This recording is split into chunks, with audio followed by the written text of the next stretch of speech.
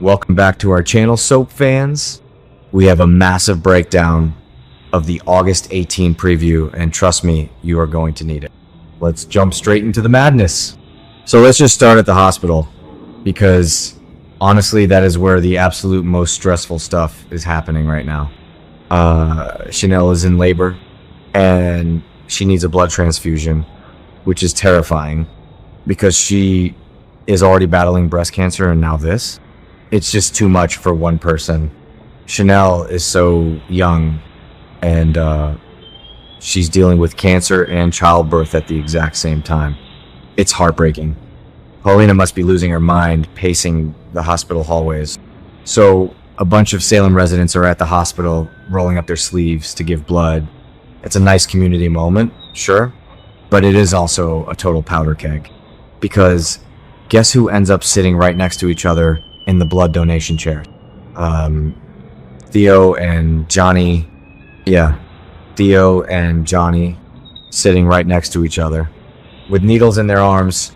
The tension in these sneak peek photos is so thick you could cut it with a knife. Theo is furious. He is absolutely livid in these pictures. And he has every single right to be upset. Day's spoilers reveal that Theo finally calls out Johnny for lying about Lexie. And wow, it is about time. Johnny is just sitting there. He looks so guilty. He looks like he wants the floor to swallow him whole. And honestly, it should. He chose his father's toxic empire over his family. Over Theo. Over Lexie. Let's just zoom out and look at the bigger pattern here for a second. JJ Deveraux has been playing God with this Versavic's resurrection drug. He brought Lexie back, but the cure is failing. Lexie's dying all over again. And Johnny knew his dad was covering up these massive, monstrous pharmaceutical crimes. Johnny knew Lexie was fading fast, and he lied right to Theo's face. What was Johnny thinking? Who actually believes that keeping a secret like that is going to end well? Nobody. That's who. Theo is losing his mother for a second time. I remember when Lexie died the first time back in 2012. It was soul-crushing. Abe and Theo were destroyed, and now EJ and Johnny have forced Theo to relive that exact same trauma. So yeah, Theo is glaring at Johnny in these photos, and I am 100% on Theo's side. Johnny is facing the music, finally. But Theo isn't the only one who is going to rip into Johnny. Paulina is also at the hospital giving blood, and one of the sneak peeks shows her deep in conversation with Johnny. You just know she is going to have some harsh words for him. Paulina literally stepped aside and broke her own heart so Abe could be with Lexie. And now, to find out that Lexie is dying and Johnny helped cover it up, oh, Paulina's going to explode. Maybe I'm being too dramatic, but you get what I mean. She is fiercely protective of her family. And speaking of Theo, he also has a run-in with JJ at the hospital. One photo shows JJ and Theo having a serious chat. Considering their rocky history, it's going to be really interesting to see how this plays out. But honestly, Lexie is Theo's #1 priority right now. JJ probably knows what it's like to lose a mother figure, or at least deal with massive family grief since Abigail died. So maybe JJ is just trying to be supportive, or maybe not. We will have to wait and see. Okay, let's take a breath and move away from the hospital for a second. Let's talk about Julie and Foster. Because date night is taking over Salem, but it is not going exactly as planned. Several sneak peek photos focus on Julie and Foster trying to have a romantic evening. They start out at the Horton family home, but guys, Julie looks so uncomfortable in one of these pictures. Foster is holding her hands, and she is literally looking away from him. Let's be real here. Doug Williams was the absolute love of Julie's life. 50 years of history.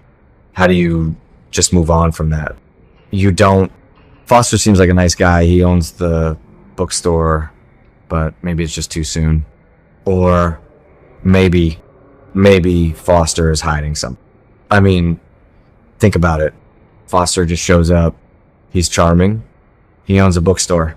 He says all the right things. But this is Salem. People don't just show up and be nice for no reason. There is always an agenda.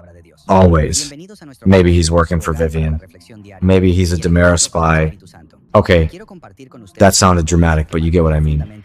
We have been burned too many times by these random nice guys.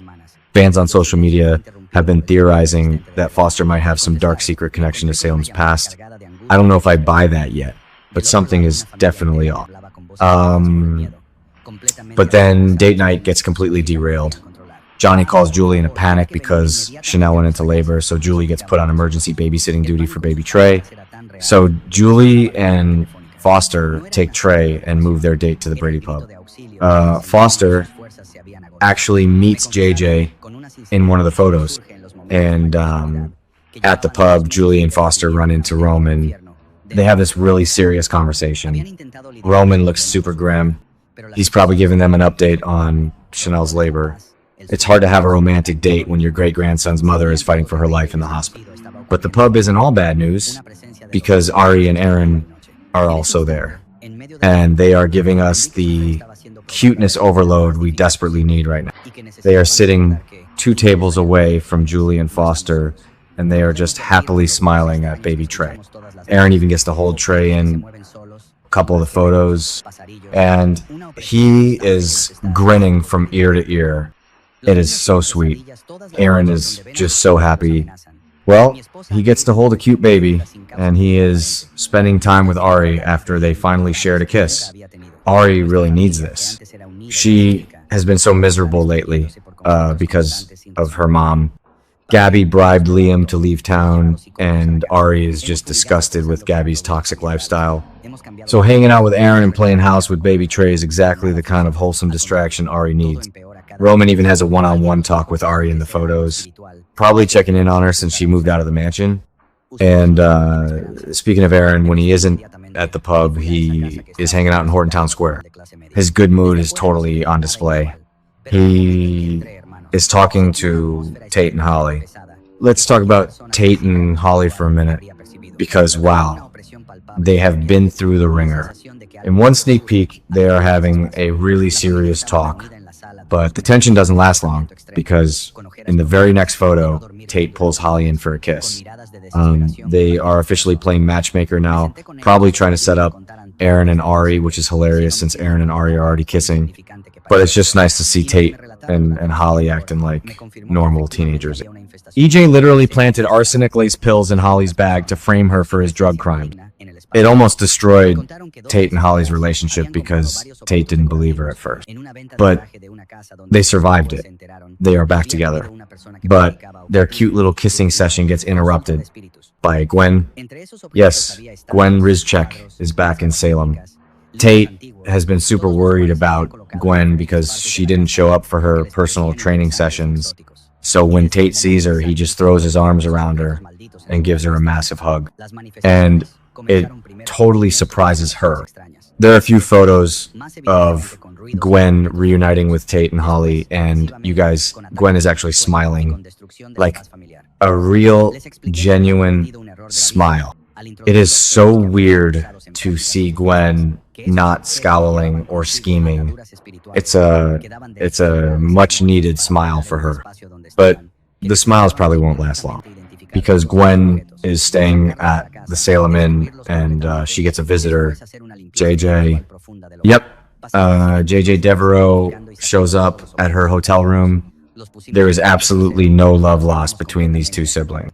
They have a terrible, toxic history. So JJ showing up at Gwen's door is a huge deal. Why is he there? Is he trying to help her? Or is he there to yell at her? Jack and Jennifer must be losing their minds over this. JJ reaching out to the woman who basically terrorized their family, who tortured Abigail. It's wild. But JJ has that hero complex. He always wants to save the broken people, and Gwen is as broken as they come. One of the final photos shows Gwen all alone in her room talking on the phone. She looks stressed. Who is she calling? My bet is on Leo. Remember, she left Leo in Alemania with her psycho ex-husband, Dimitri. Dimitri was holding them hostage. Leo made some crazy offer to Dimitri to try and save them. Maybe Gwen escaped and is trying to negotiate for Leo's release? Who knows? But it fits the show's usual style of leaving us hanging on a massive cliffhanger. Honestly, I am just so tired of EJ getting away with everything. The man is a monster. He is ruining Johnny's life. He is killing Lexie. He framed Holly. When is the other shoe gonna drop? Hopefully soon. But for now, we just have to watch Theo and Johnny glare at each other while bleeding into plastic bags. Soap operas, right? Anyway, that is all I have for today. Let me know what you guys think in the comments. Are you Team Theo or Team Johnny?